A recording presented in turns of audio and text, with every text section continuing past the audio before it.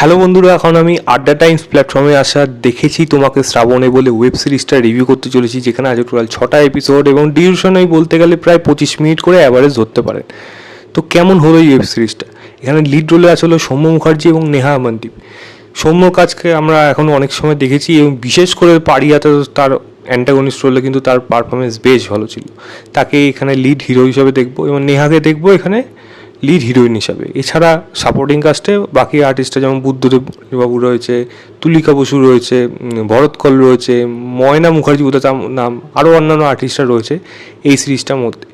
গল্পটা যদি ছোট্ট করে বলি, তার আগে বলা উচিত ডিরেক্টর হলো অরিজিৎ টোটন চক্রবর্তী, যে এর আগে প্রেমে পড়া বারণ বলেই একটা সিরিজ এনেছিল। এখানে অনিন্দ এবং দেবচন্দ্রিমা ছিল, দেবচন্দ্রিমাকে প্রাণে ধরে গেছিলো এত ওই সিরিজটা দেখার পর। ওটা ভালো ছিল বেশ। তাদেরই নতুন আরেকটা প্রেমেরই গল্প, এবং এখানে যে গল্প ট্রুপটা আছে এখানে হলো সৌম্য, তার বাবা ভরত কল যে একজন বড় প্রমোটার এবং তার হাতে কন্ট্রোলে সব কিছু রয়েছে, খারাপ জিনিস সমেত। এবার সে এমন একটা মেয়ের প্রেমে পড়ছে যে মেয়েটার বাড়ি অ্যাকোয়ার করতে গেছিল, তাদের থেকে জমি লিখিয়ে নেবে। সেই মেয়েটি হলো একজন বিধবা, পাঠ করছিল নেহা।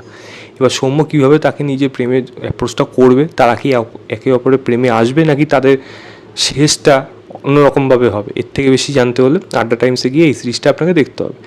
দেখুন, প্রেমে পড়া বাড়ানোর যেই জিনিসগুলো ছিল, ট্রোপগুলো ছিল, সেগুলো কিন্তু সম্পূর্ণ এখানে সেমভাবে ইউজ করা হয়েছে। তো এখানে অনেক জিনিস আছে যেগুলো সেম জিনিস দেখা সত্ত্বেও কিন্তু আপনার ভালো লাগবে। তার প্রধান কারণ হলো এই সিরিজটাকে যেরকমভাবে মেকিং করা হয়েছে, স্টেজিং যেরকমভাবে করা হয়েছে, আপনার কিন্তু ভালো লাগবে। বিশেষ করে ড্রামা পোর্শন হোক, কনভারসেশন হোক একে অপরের সঙ্গে, দুজনের সঙ্গে দেখা সাক্ষাৎ ও সেই সময় কনভারসেশন যা হচ্ছে, বৃষ্টি, গঙ্গার ঘাট, রাস্তাঘাট, যেই সমস্ত জায়গাগুলোকে এখানে যেরকমভাবে ইউজ করা হয়েছে, ক্যামেরার কাজ যেরকমভাবে স্টেজিং মানে মানে এক্সপ্রেশনগুলোকে যেরকমভাবে নেওয়া হয়েছে, কোন অ্যাঙ্গেলে ক্যামেরা রাখলে সেটা ভালোভাবে ফুটে আসবে সেটা যেরকমভাবে রাখা হয়েছে, প্লাস যেরকম স্টেজিং বললাম, এত সুন্দরভাবে এগুলোকে বানানো হয়েছে। প্রত্যেকটা জায়গা কিন্তু দেখে কিন্তু আপনার ভালো লাগবে। কাজটার মধ্যে একটা ইউনিকনেস, একটা কোথাও যেন সোল টাচ করে যাবে, মানে মনে হবে না এটা যেন আমারই গল্প, আমি এই জন্য সত্যি এরকমই মনে হবে। তো খুব ভালোভাবে এটা কিন্তু মেকিং করা হয়েছে।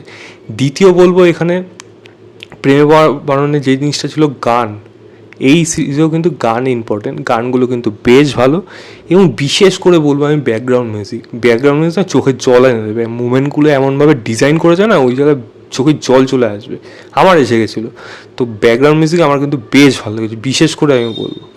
এছাড়া যদি বলি এই কাজটা কেন আরও বেশি ভালো হয়েছে, কারণ পারফরমেন্স কিন্তু প্রত্যেকের ভালো হয়েছে। সৌম্য দারুণ অভিনয় করেছে, সেই রোলটা তাকে দেখে আমার বেশ ভালো লাগলো, অন্যান্য কাজের থেকে সম্পূর্ণ আলাদা, এবং সেখানে সে সম্পূর্ণ সাবলীল। নেহার যদি কথা বলি, নেহার পারফরমেন্স কিছু জায়গায় অসাধারণ ছিল, অসাধারণ কিছু ফার্স্ট টাইমে কিছু এক্সপ্রেশন, কনভারসেশন যা হয়েছে দারুণ। একটা জায়গায় একটু প্রবলেম ছিল আমার মনে হয়েছে, সেটা হয়তো তার ক্যারেক্টারটা যেরকম লেখা হয়েছে তার উপর বেস করে হয়তো এটা কনফিউজ হয়ে গেছে। বাট নেহার পারফরমেন্স কিন্তু আমার ভালো লেগেছে। ওই সিরিজে যেমন দেবচন্দ্রিমাকে ভালো লেগেছিলো, এই সিরিজেও কিন্তু নেহা কিন্তু আপনার ভালো লেগে যাবে। তো আমি নেহার জন্য এটা বেশ ভালো অভিনয় আমার কিন্তু মনে হয়েছে। এছাড়া সাপোর্টিং কাস্টে বুদ্ধদেববাবু বা তুলিকা বসু লাস্টের সিন আছে সেটা বেশ ভালো। বুদ্ধদেববাবু তো পুরো সিরিজগুলোই ভালো, ভরত কল ভালো, ময়না মুখার্জি যা কথা বললাম সৌম্যের মায়ের চরিত্রে, তার সাথে তার ছেলের যে কনভারসেশন সেটা ভালো লাগবে। সৌম্যর সাথে একটা তার সাগরেদ রয়েছে, তার লাস্টে কি যে চেঞ্জেসটা আছে সেটাও দেখে আপনার ভালো লাগবে। মানে এমন মোমেন্ট কিছু গড়ে তুলেছে যেটা কিন্তু আপনার ভালো লাগবে। পারফরমেন্সের দিক থেকে কিন্তু এখানে কোনো খামতি মনে হয়নি। এরপরে ভালো দিক হলো এই সিরিজের মধ্যে কিছু ভালো ডায়লগ রয়েছে।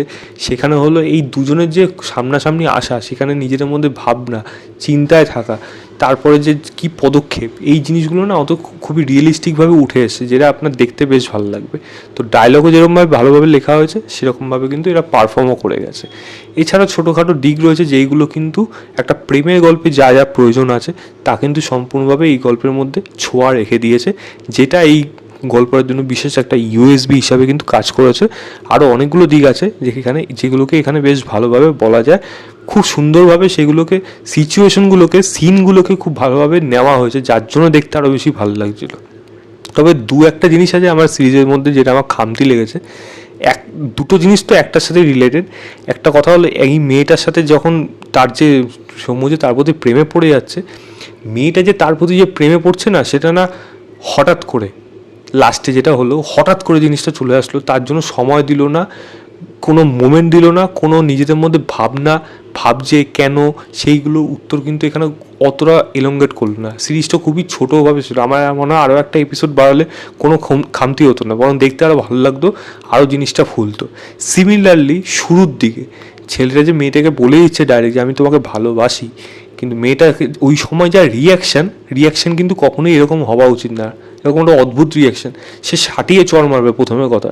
অদ্ভুত টাইপের একটা ক্যারেক্টার ওখানে নেওয়ার ক্যারেক্টারটাকে লেখা হয়েছে, যেটা আমার খুব একটা বেশি বাস্তবের সাথে রিলেটেড বা একটা কনফিউজিং ক্যারেক্টার আমার মনে হয়েছে, যার জন্য এটা কিন্তু একটু ঘেটে গেছে ব্যাপারটা। শুরুর দিকটা যেরকমভাবে ঘেটে গেছে, প্রেমে একজন পড়ে গেছে, আরেকজন ডিনাই করেই যাচ্ছে, কন্টিনিউ করে যাচ্ছে, সেটা যেরকম ঘেটেছে, শেষের দিকটাও যেরকমভাবে একে অপরের প্রতি প্রেমে পড়ার জন্য যাচ্ছে, ওই সময়টা ঠিকঠাকভাবে না আসায় গল্পে যেন কিছু একটা যেন খামতি থেকে গেছে। এবং তার প্রধান কারণ হলো এই সিরিজের মধ্যে ক্যারেক্টার ডেভেলপমেন্ট অতটা ভালোভাবে দেওয়া হয়নি যতটা প্রয়োজন ছিল। হিরো হিরোইনের মধ্যেও যেরকম সম্পর্কের টাইমিংয়ের প্রয়োজন ছিল, সিমিলারলি হিরোর সাথে হিরোর বাবার একটা কনভারসেশন আছে, সেটা খুব একটা বেশি জমে ওঠে না। হিরোর সাথে হিরোর মায়ের মোমেন্ট আছে, যেটা অনেক ভালো হওয়া সত্ত্বেও আরও সময় ডিমান্ড করছিল। হিরোইনের সাথে তার যে শ্বশুর শাশুড়ি মানে বুদ্ধদেববাবু এবং তুলিকা বসু, তারা যে সেই মেয়েটি বিধবার মতো সেজে থাকে আজকালকার দিনে হয়েও, কেন সে সেজে থাকে সেটা এত সুন্দর ব্যাখ্যা হলো।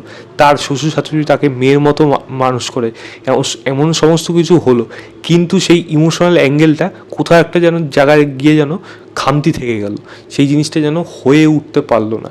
এরকমই হিরোর যে সাগরেদ আছে, তার ক্যারেক্টারটা হঠাৎ করে গল্পের থেকে হাওয়া হয়ে গেল। এরকম ছোট ছোট কিছু ক্যারেক্টার আছে যেগুলো মনে হয় প্রথম দিকে খুব ইম্পর্টেন্স ছিল, বাট শেষে গিয়ে কিন্তু সেগুলো কোনো জায়গায় কাজটার মধ্যে পেলো না, যেটা একটা খামতি থেকে গেলো। ক্যারেক্টার ডেভেলপমেন্ট আমার মনে হয় এই সিরিজটার মধ্যে একটু উইক আছে। তো আমি যদি বলি প্রেমে পড়ার বাড়ানোর থেকে কি এটা ভালো হয়েছে, আমার মনে হয় না।